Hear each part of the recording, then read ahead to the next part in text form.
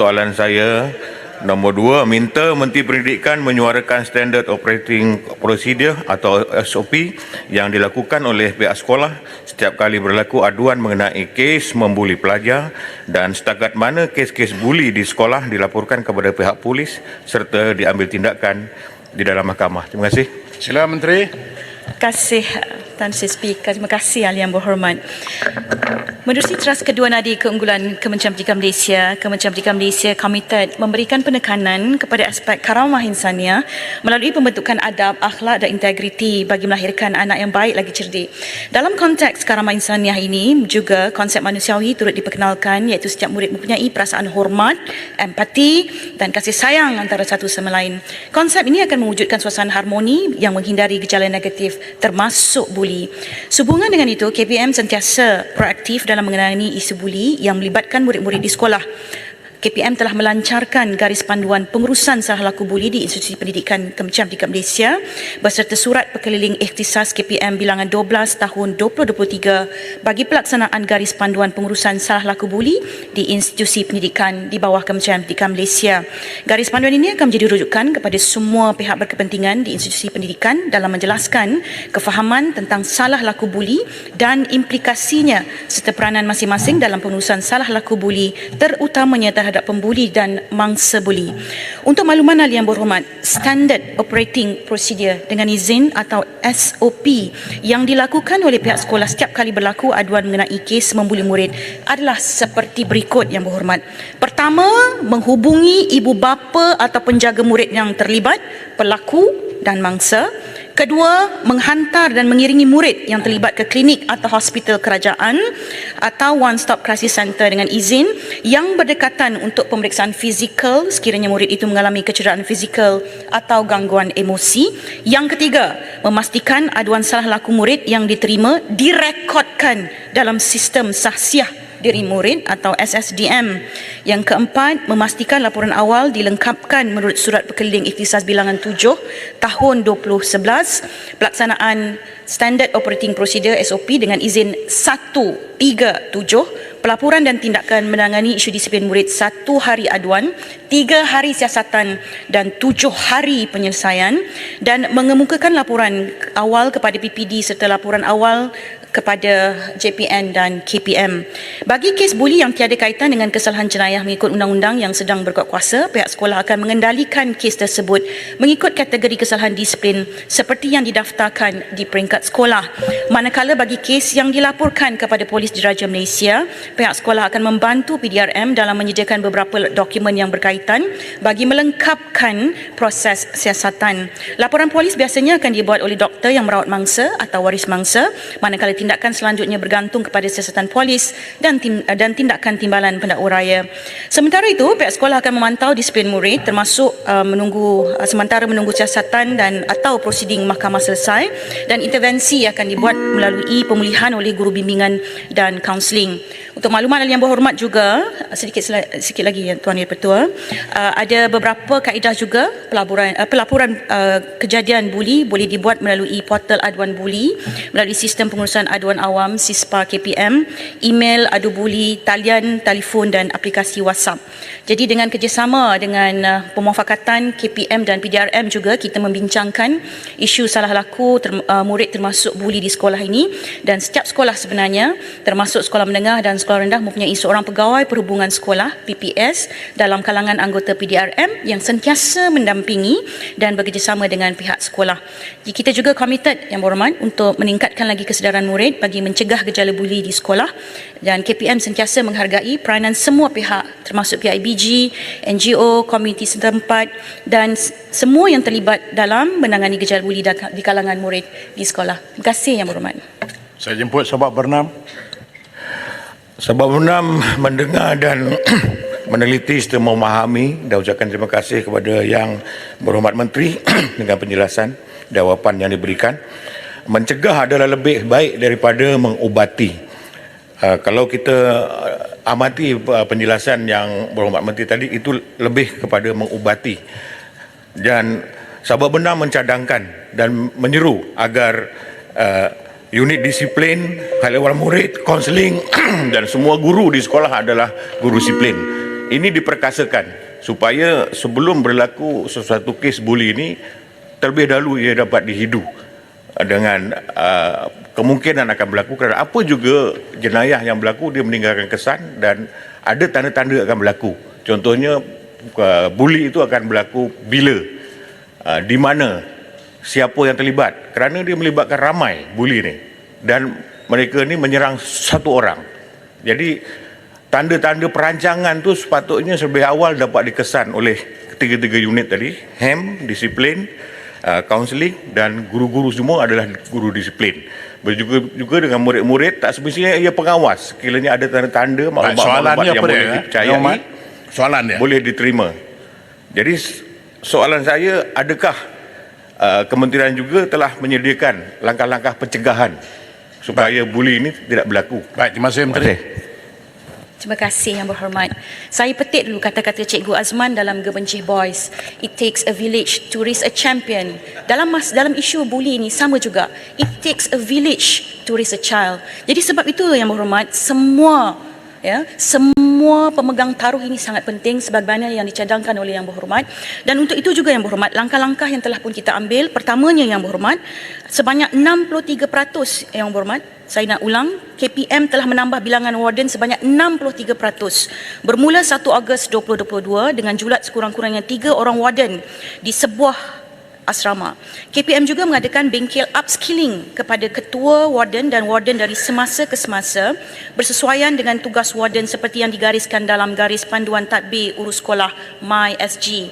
Yang kedua, pelaksanaan sistem rumah di sekolah berasrama misalnya merupakan antara usaha untuk menghasilkan modal insan yang mempunyai kecemerlangan ilmu, kemampanan sahsiah, kesedekatan kepimpinan, dan juga menjalankan program siasih unggul murid di sekolah menengah, melaksanakan aktiviti yang berkaitan dengan pemantapan jati diri murid. Jadi Yang Berhormat, semua program-program ini juga kita laksanakan, termasuk dengan apa yang telah pun kita laksanakan seperti mana yang telah pun dijelaskan di dalam garis panduan intervensi buli di semua institusi Kementerian Pendidikan Malaysia. Jadi intervensi ini juga kita laksanakan Yang Berhormat, termasuk pencegahan, intervensi perkembangan, intervensi pemulihan dan intervensi krisis. Terima kasih Yang Berhormat. Saya jemput Sungai Petani. Terima kasih Tuan Yang di-Pertua, terima kasih Yang Berhormat Menteri. Berdasarkan jawapan timbalan Menteri pada sesi yang lalu, SSDM, sistem sahsiah diri murid, kes buli memang meningkat tahun ke tahun. Tapi apa yang lebih membimbangkan kita adalah long term effect, dengan izin, yang mana pelajar-pelajar yang terlibat dengan buli atau post buli ini akan mengalami trauma, kemurungan dan malas untuk ke sekolah. Di kawasan saya sendiri banyak saya mendapat aduan daripada guru-guru dan ini memberikan satu efek yang tidak baik kepada sistem persekolahan.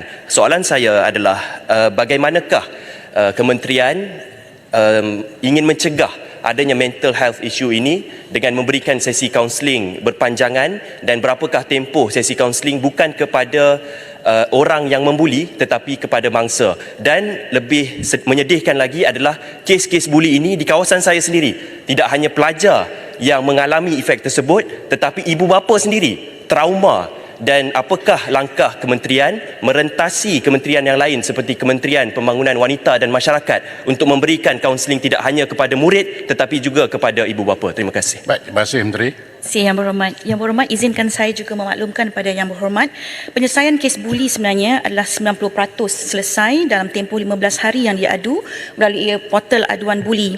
Bagi kes yang belum diselesaikan adalah melibatkan kes-kes yang memerlukan siasatan lanjut melebihi 15 hari. Peningkatan ini Yang Berhormat, kalau kita ambil dari segi pendekatan advokasi, akses, maknanya penyebaran tentang akses kita untuk murid-murid dan juga ibu bapa waris untuk mengadu, maknanya lebih terbuka hari ini. Dan inilah yang sentiasa kita berikan jaminan bahawa setiap aduan mesti disiasat mengikut tempoh 137 pelaporan sebentar tadi. Adapun tentang soalan Yang Berhormat tentang apakah intervensi yang dilakukan, Yang Berhormat, kami ingin menegaskan bahawa kita sentiasa memandang serius tentang kebajikan dan keselamatan murid di bawah Kementerian Pendidikan Malaysia. Bagi kes yang berlaku di sekolah, mangsa dan pelaku akan dirujuk kepada guru bimbingan dan kaunseling untuk sesi kaunseling. Yang berhormat, kita mempunyai pasukan guru bimbingan dan kaunseling di dalam Kementerian Pendidikan Malaysia untuk menangani isu-isu buli tersebut. Guru bimbingan dan kaunseling akan memberikan intervensi bersesuaian bagi memastikan intervensi yang terkait rapat dengan kebajikan, keselamatan dan kesejahteraan murid terjaga secara berterusan sebagai bentuk perlindungan sementara di sekolah bagi melindungi mangsa sewaktu siasatan dijalankan. Semua kes buli perlu dilaporkan kepada pengetua untuk tindakan selanjutnya. Untuk intervensi yang berhormat yang kita telah pun laksanakan berdasarkan garis panduan dan juga program dan aktiviti intervensi adalah seperti berikut. Pertama, intervensi pencegahan. Ini memang kita laksanakan untuk memastikan pencegahan ini harus dilaksanakan di peringkat sekolah. Kedua adalah intervensi perkembangan, ya, dan kemudiannya pemulihan dan juga krisis. Jadi semua proses intervensi ini kita laksanakan bukan sahaja untuk mangsa tetapi juga untuk menangani di peringkat awal lagi. Terima kasih Yang Berhormat. Saya jemput Damansara. Terima kasih Tan Sri Speaker. Soalan saya dibagikan kepada dua Tan Sri Speaker. Pertama, Tan Sri Speaker, kami mendengar jawapan daripada Timbalan Menteri beberapa minggu yang lalu, Yang Berhormat Tanjung, menyatakan ada pelonjakan dalam angka kes-kes buli dalam tahun ini sehingga bulan November ini. Ini menunjukkan bahawa masalah ini memang masalah serius yang perlu kita tangani dengan segera. Saya dengar apa yang disebut oleh Yang Berhormat Menteri berkenaan dengan apa yang berlaku, mekanisme yang wujud di peringkat sekolah untuk kita menangani masalah ini. Tapi saya rasa satu perkara yang kita perlu ambil kira, Tan Sri Speaker dan Yang Berhormat Menteri, adalah bahawa kebanyakan kali perkara buli ini terbabit juga dengan kumpulan-kumpulan tertentu yang wujud di luar perkarangan sekolah juga. Dan apa yang berlaku selepas sekolah ini kerap kali ada hubungannya dengan apa yang berlaku di sekolah, dan di situlah berlaku masalah dia. Soalan saya yang pertama adalah sejauh manakah sekolah-sekolah dan kementerian pendidikan melihat kepada bagaimana kita boleh bekerjasama dengan agensi-agensi luar supaya kita juga tahu apa yang berlaku di luar sekolah, kumpulan-kumpulan tertentu yang membawa ancaman kepada keselamatan pelajar dan tindakan yang boleh diambil. Adakah itu satu perkara yang akan kita isn't just leave it to the other agencies, ataupun adakah kita dan kementerian juga akan pastikan bahawa kita pastikan guru-guru sedar wujudnya kumpulan-kumpulan tertentu dan sebagainya, kerana kadang-kadang guru pun tertekan kerana apa yang berlaku di luar, dan itu menjadi masalah yang menghalang tindakan diambil di sekolah kerana apa yang berlaku selepas sekolah di luar perkarangan sekolah. Itu perkara yang pertama. Kedua, Tan Sri Speaker, berkenaan dengan kes-kes yang dibawa ke mahkamah oleh kerana ianya melibatkan pelajar-pelajar, adakah satu perfahaman dibuat dengan Kementerian Dalam Negeri dan juga Jabatan Kehakiman supaya kes-kes ini didengar dengan segera kerana ianya melibatkan pelajar dan memang persekolahan mereka terkesan akibat daripada kes-kes ini. Terima kasih, Tan Sri Speaker. Sila Menteri.